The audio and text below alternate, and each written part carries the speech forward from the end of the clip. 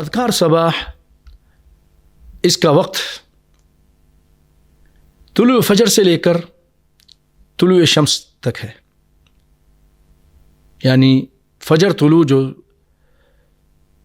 فجر کا ٹائم ہوتا ہے اس سے لے کر جب سورج طلوع ہو جائے اس تک ہے، اور شام کے ذکر کا وقت عصر سے لے کر سورج کی غروب یا عشاء تک ہے۔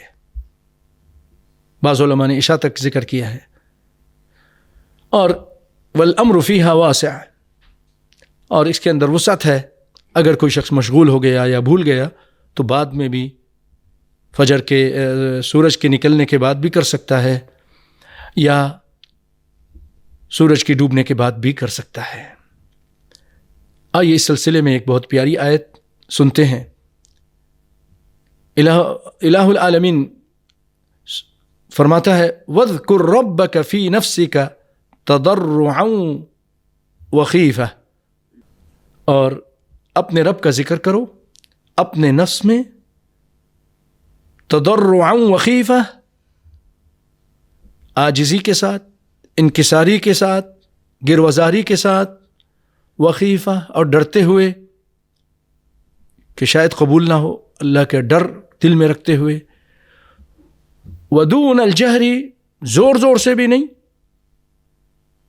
بالغدو والآصال، صبح شام، ولا تکن من الغافلین، اور غافلوں میں سے مت ہو جاؤ۔ مطلب یہ کہ جو یہ ذکر کریں گے وہ غافلین میں سے نہیں ہوں گے۔ ایک اور جگہ رب العالمین فرماتا ہے فاصبر على ما يقولون وسبح بحمد ربك قبل طلوع الشمس وقبل الغروب۔ آیت سورۃ قاف کی یہ آیت ہے، آیت نمبر 39 ہے، یعنی 39۔ اللہ یہاں فرماتا ہے فاصبر، صبر کیجئے، جو کچھ یہ لوگ کہتے ہیں، آپ کے خلاف باتیں کرتے ہیں محمد صلی اللہ علیہ وسلم، صبر کیجئے۔ پھر کیا کیجئے؟ وسبح بحمد ربک۔ اب دیکھ لیجئے، جہاں کہیں دشمنوں کی باتوں کا ذکر ہے وہاں اس کے مقابلے میں ذکر ہے تسبیح کا۔ آپ تسبیح کیجئے، آپ کا غصہ بھی ٹھنڈا ہوگا، آپ کی حفاظت بھی ہوگی، آپ کو سکون ملے گا، ہمیں اور آپ کو بھی۔ وسبح بحمد ربک، اس کی تسبیح کیجئے اس کے حمد کے ساتھ، یعنی اپنے رب کی تسبیح کیجئے اس کے حمد کے ساتھ۔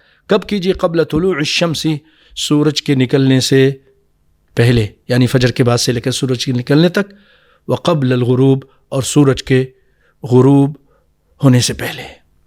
لیکن اگر کوئی بھول گیا، کوئی اور مشغول ہو گیا کسی وجہ سے، تو وہ ان کے بعد بھی کر سکتا ہے۔